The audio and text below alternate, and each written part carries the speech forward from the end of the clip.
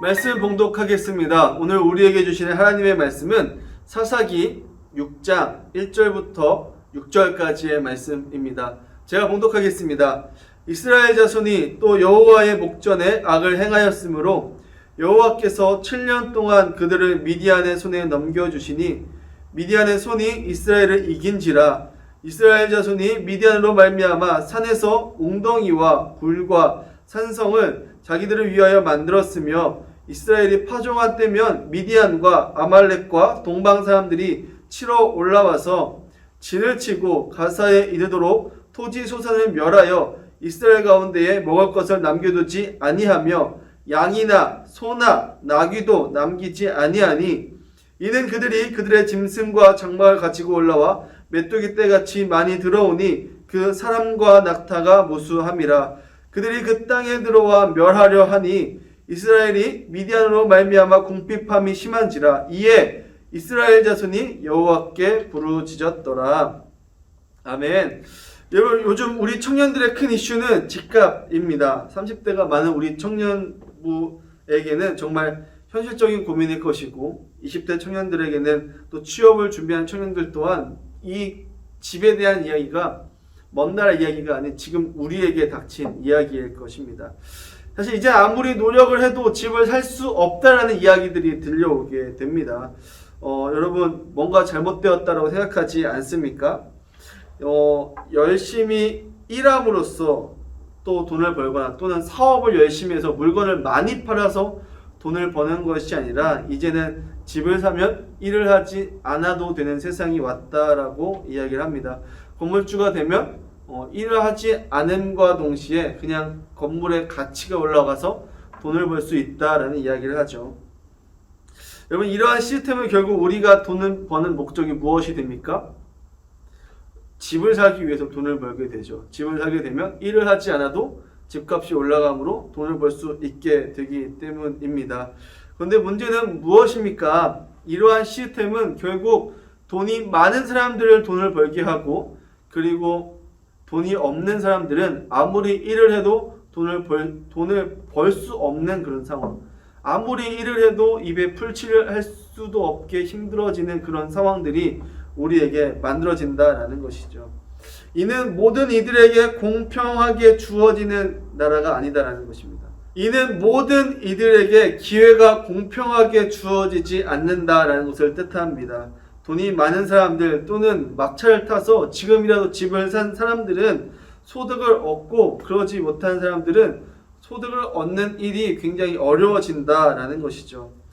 이러한 사회 현상에 대해서 여러분 아무리 사실 내 탓을 하려고 해도 내 탓을 할 수 없습니다. 왜냐하면 우리 지금의 20, 30대들이 이러한 현상을 만들어 놓지는 않았기 때문입니다. 우리는 이제 막 사회에 들어왔고 사회는 지금 그러한 시스템으로 흘러가고 있기 때문입니다. 즉 지금의 우리 세대가 만들어 놓은 세대가 이런 상황이 아니라 우리의 윗세대들이 만들어 놓은 상황이다라는 것이죠. 여러분, 그러면 어떻게 해야 할까요? 우리 윗세대들이 만든 이 상황 가운데에서 우리는 이 상황을 어떻게 타개하고 정의와 공의가 실현되는 세상, 정말 모두에게 기회가 평등하게 주어지는 세상, 돈 버는 사람만 돈 버는 것이 아니라 모두가 돈을 다 벌 수 있는 그런 세상이 오게끔 하기 위해서는 우리는 어떻게 살아가야 하는 것일까요?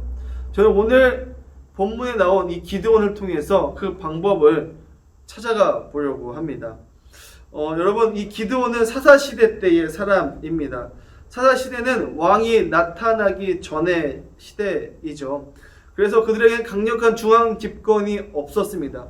강력한 중앙 집권, 왕이 없었기 때문에 하나로 통솔된 군대를 만들기는 어려웠습니다. 그래서 그들은 그렇게 생각했습니다. 왕이 없기에 우리가 이렇게 어려움에 처하는구나. 왕이 없기 때문에 우리는 이렇게 침략당하는구나 라고 생각했습니다. 그런데 과연 왕이 없었기 때문에 그들이 그렇게 침략당했던 것일까요?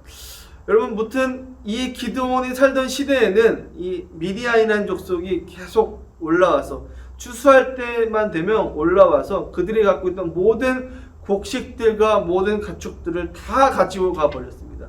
아무것도 남기지 않고 가지고 가버렸습니다. 결국 기드온이 소속되어 있던 그 므낫세 지파는 7년간 미디안의 노예로 전락해 버리게 됩니다. 여러분, 왜 그렇게 되었을까요? 문제는 무엇일까요? 오늘 본문에서는 그들이 왕이 없었기 때문에, 큰 군대가 없었기 때문에 그들이 미디안에게 침략당한 것이 아니라 무엇이 문제였냐면, 이미 그 이스라엘 사람들이 하나님을 섬기지 않고 누굴 섬겼다라는 것입니까? 바알과 아스라를 섬겼다라는 것입니다. 여러분, 이런 우상 섬김은 어떤 일을 일으킵니까? 신앙의 약화를 가져오게 됩니다. 그들 생각에 바알이 하나님보다 더 크고 위대하다라고 생각하게 된 것입니다. 그런 생각이 저변에 깔리자 바알을 섬기고 있던 미디안 족속에 쳐들어오게 되면 이미 그들에게 있어서 하나님이 바알보다 약하다고 생각하고 있는데 어떻게 그들이 맞서 싸울 수 있었겠습니까? 즉, 그들은 하나님을 섬기지 못했기 때문에, 하나님을 제대로 섬기지 않았기 때문에 이미 정신부터 미디안에게 패배해 있었다라는 것입니다. 그렇게 패배의식에 쩔어있던 그들이 어떻게 미디안을 이길 수 있었겠습니까? 그런 시대 가운데에 기드온이 나타납니다. 기드온은 뭐하고 있었을까요? 동굴 깊은 곳에 가서서 밀을 타작하고 있었습니다. 그는 시대를 한탄하고 있었습니다. 이 시대 가운데 윗세대들이 만든 이 억울하고 안타까운 세상 가운데 그저 자기 혼자 살기 위해서 밀을 타작하고 있었던 것이죠. 그때 누가 찾아오십니까? 하나님이 찾아오십니다. 하나님이 기드온에게 강한 용사야 라고 찾아왔을 때 기드온은 그 말을 듣지 않았습니다. 그는 하나님께 따졌습니다. 하나님, 어떻게 이럴 수가 있습니까? 하나님이 우리를 이집트에서 지금 이 가나안 땅으로 인도해내신 분이신데, 하나님이 우리를 인도해내셨다면 우리가 이렇게 힘들 수가 있겠습니까? 하나님이 살아계심이 나타나야 되는데 지금 하나님의 살아계심이 나타나지 않습니다 라고 기드온은 하나님께 따지기 시작하는 것이죠.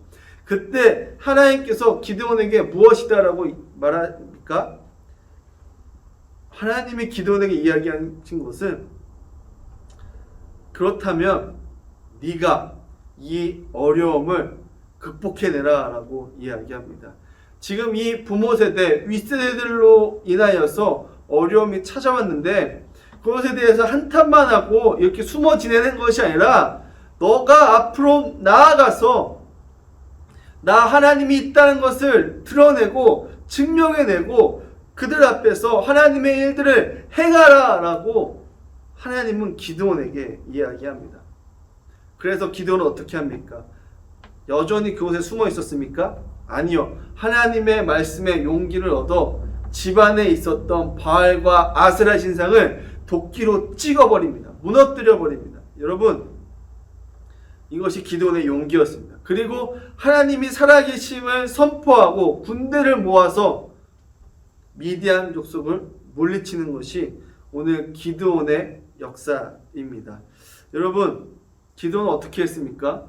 기성세대 탓만 하고 그저 세상을 한탄하면서 자기 혼자 살기 위하여 동굴에서 밀만 타작하였습니까? 아니다라는 것입니다. 비록 그가 처음에는 그러한 모습이었지만 하나님께서 그에게 말씀하시자 그는 용기를 얻어서 세상 밖으로 나가 세상을 바꾸기 위해 소리치고 노력했던 것이 바로 기드온이었다는 것입니다. 그의 그러한 소리침이, 그의 그러한 액션이 결국 이스라엘을 미디안의 손에서 구원하는 놀라운 역사가 일어나게 된 것입니다.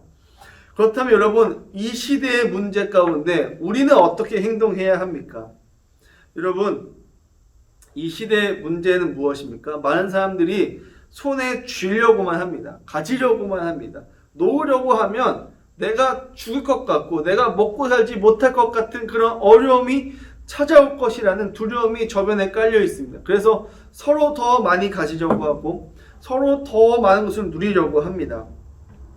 여러분, 이것은 세상의 논리입니다. 마치 바알과 아세라가 이야기했던 그런 세상의 논리입니다. 그런 시대 가운데에 여러분, 우리 그리스도인 청년들이 해야 될 것은 무엇이냐면 그들의 탓을 하는 것이 아니다라는 것입니다. 그들이 그렇게 살았기 때문에 나도 그렇게 살아야겠다. 그렇게 그들이 살아왔기 때문에 나라도 살기 위해서 더 많은 것을 움켜쥐어야 되겠다라는 정신으로 살아간다면 여러분 우리에게는 소망이 없습니다. 여러분 우리에게 소망이 있으려면 어떻게 해야 합니까? 기드온이 용기 있게 나아가서 세상을 변화시켰던 것처럼 우리도 예수의 정신, 예수의 가치를 무장하여서 세상으로 나아가야 된다라는 것입니다. 어른들은 우리에게 많은 것을 주라고 이야기합니다. 많은 것을 얻으라고 말을 합니다. 그래야 살 수 있다라고 이야기하지만 우리는 그렇게 살아가는 것이 아니라 남들이 보기엔 바보 같지만 나누고 베풀고 어떻게 하면 이 세상에 있는 이 부가 다른 이들에게도 전해져서 우리가 같은 출발선 상에서 기회의 평등 가운데에서 살아갈 수 있을지 고민하고 생각하고 그렇게 살아가는 것이 우리에게 필요하다라는 것입니다. 그리고 그렇게 살아가고 용기 있게 말할 수 있는 우리의 삶이 뒷받침되기 시작할 때에 여러분들을 통하여서 이 땅이, 이 세상이 변화될 수 있다라는 것입니다. 여러분, 이것이 바로 하나님 나라의 정신입니다. 그러므로 사랑하는 청년 여러분, 이 시대 탓을 하는 것이 아니라 우리는 이 시대의 잘못을 마치 내 잘못이다라고 생각하고 이 시대의 잘못을 고쳐나가려고 하는 우리의 모습과 액션들이 필요할 것입니다. 사실 우리의 윗세대들이 열심히 살아왔기 때문에 우리가 그만큼 누리며 살아왔다라는 것은 인정해야 합니다. 그리고 그것을 윗세대들에게 감사해야 합니다. 그렇다면 우리는 그들에게 감사함을 보답하고 우리 이제 밑에 세대들에게 좋은 것을 물려주기 위해서는 우리는 변화해야 합니다. 윗세대의 그러한 모습들을 똑같이 답습해 나아가는 것이 아니라 새로운 모습으로 리뉴얼하여서 이 대한민국을 새로운 가치관으로 물들여야 한다라는 것이죠. 그것이 바로 우리 기독교 청년들의 몫이다라는 것입니다.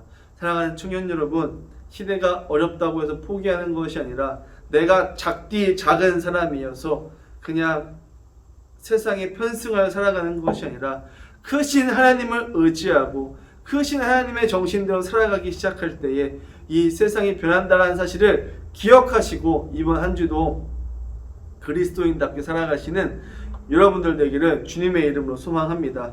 설교를 마치면서 마지막으로 한 사람을 소개하려고 합니다. 그 사람은 영국의 정치가였던 윌리엄 윌버포스입니다. 아시는 분도 계시겠지만 이분은 나 같은 죄인 살리심이라는 그 찬양의 곡을 작사하신 분이고요. 또 노예 해방에 있어서 굉장히 앞장서신 분이십니다. 여러분, 이분의 눈에는 이 부모 세대들이 노예제도를 합법화하고 노예제도 가운데 이 경제적 성장을 하는 것이 하나님의 뜻에 반한다는 것을 알게 되었습니다. 하나님은 모든 사람이 하나님의 형상이다라고 이야기하는데 마치 자기 자신들만 하나님의 형상이라고 이야기하고 노예는 사람 취급을 하지 않는 그 자체가 이 윌버포스의 눈에는 옳지 않다는 것을 알게 되었다는 것이죠. 그래서 그는 젊은 정치인으로서 의회에 나가서 이야기합니다. 이 노예제도는 잘못되었다고, 하나님의 뜻에 옳지 않다라고 그는 주장하게 됩니다. 그 주장에 많은 사람들은 이 젊은이가, 이 애송이가 경제도 모르고 세상도 모르고 하는 이야기다라고 무시하였습니다. 하지만 그는 포기하지 않았습니다. 그는 죽는 그 순간까지 노예제도를 폐지해야 된다라고 강력하게 주장하였습니다. 결국 어떻게 되었습니까? 여러분들 아시는 대로 영국의 노예제도는 폐지되었습니다. 그가 강력하게 주장하지 않았다면, 그가 하나님의 뜻에 대해 올바로 선포하지 않았다면 여러분, 노예제도는 지금도 여전히 남아있을 수도 있을 것입니다. 그러나 그런 한 사람의 노력, 작은 한 사람의 노력으로 인하여서 노예제도는 폐지되고 많은 사람들이 자유를 누리며 하나님의 형상대로 살아갈 수 있게 되었습니다. 여러분들도 하실 수 있습니다. 여러분들도 그런 청년의 삶을 살아갈 수 있습니다. 여러분도 그런 멋진 어른의 삶을 살아갈 수 있습니다. 언제 가능합니까? 지금부터 하나님의 정신으로, 하나님의 마음으로 세상을 살아가기 시작할 때에 여러분들의 삶을 통하여 이 세상이 변화될 수 있습니다. 여러분, 그 사실을 믿으시고 이번 한 주도 힘차게 살아가신 여러분들 되기를 주님의 이름으로 소망합니다. 기도하겠습니다. 하나님 감사합니다. 오늘 우리에게 이 세상의 탓을 하며 살아가는 것이 아니라 이 세상을 바꿔가며 살아가라 라고 말씀하여 주시면 감사합니다. 주님 그렇습니다. 이 세상을 탓하며 살아간다면 바뀌는 것이 없음을 인정할 수밖에 없습니다. 이 세상이 바뀌기 위해서는 우리가 먼저 예수의 정신, 예수의 마음으로 살아가야 됩니다. 하나님 그러나 우리 청년들 마음 가운데 용기가 부족하고 힘이 부족한 청년들이 있습니까?